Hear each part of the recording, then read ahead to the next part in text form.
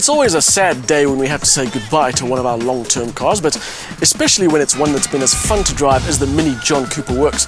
We've covered just over 19,000 kilometers traveling to various parts of the country, but now it's time to give it back. There is so much to like about this car, and it starts when you see it for the first time. By Mini standards, our test car was a little understated. The dark metallic grey and black stripes didn't make for the most extrovert combination, but there was still enough there to make the kind of noise you expect from a hot little hatch. The body kit, boot lid spoiler, 18-inch wheels and twin exhaust pipe treatment all add more muscle and help give the impression that this Mini is looking for a fight. While the extra plastic bits all stood up to some hard kilometers, we were a little disappointed that the John Cooper Works badge started shedding some of its enamel. Not a major catastrophe in the big book of things that can go wrong with your car, but it did take away just a bit from the smart looks. But the absolute highlight of this little car was the 1600 twin-scroll turbo motor. It cranks out 155 kilowatts and 260 newton meters, and once we'd run it in properly, it was the definition of fun. Instant response from pull-off often meant two arms full of torque steer, but it was oddly endearing. It helped give this Mini real character. Added to that is a harder than usual ride setup, but despite that, we decided the John Cooper Works needed to have its legs stretched on a proper road trip, which we did in December last year. From Johannesburg to Cape Town via the N12 through towns like Victoria West and Montague, our long-termer stayed surprisingly comfortable and even more surprisingly fuel efficient.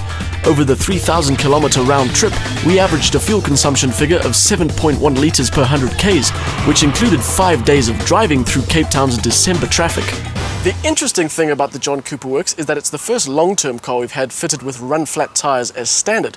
Now, we've had to replace 2 of those tyres at a cost of about 3,000 Rand each, but luckily both those punctures happened while we were in town, so it was a relatively painless process to replace them.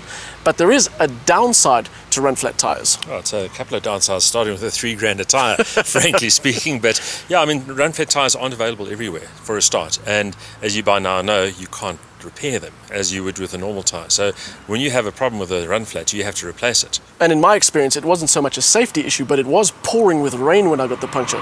So all I had to do was cruise home and then drive to the office next day and then get the tyre replaced. And the other side of it is you don't have to keep the run flats on the car. You can replace them with regular tyres, but then of course you'll need some kind of puncture repair or compressor kit and stick that in the boot. And the other point, of course, with this is that it does firm up the ride.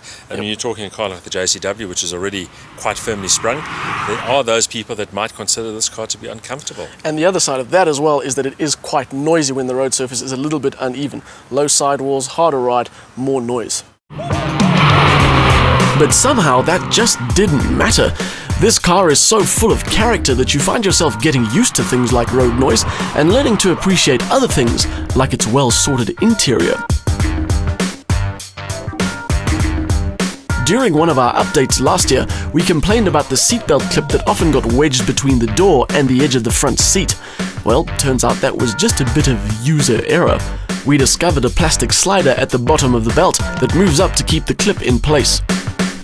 Even after a year with this car, we're still not used to the design of the interior, with some of the elements being a little cheesy, but the spec level was right up there.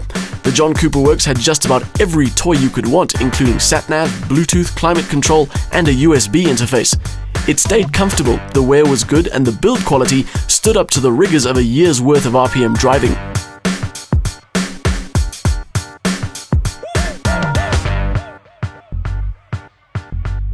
In short, and in terms of the driving experience, there was almost nothing to complain about. Possibly the only real downside to the John Cooper Works is the price. A new one will set you back in the region of 320,000 Rand. But if you are someone with a bit of spare change, you can be guaranteed that this car will more than repay you in sheer driving fun. And I, for one, am going to miss it a lot.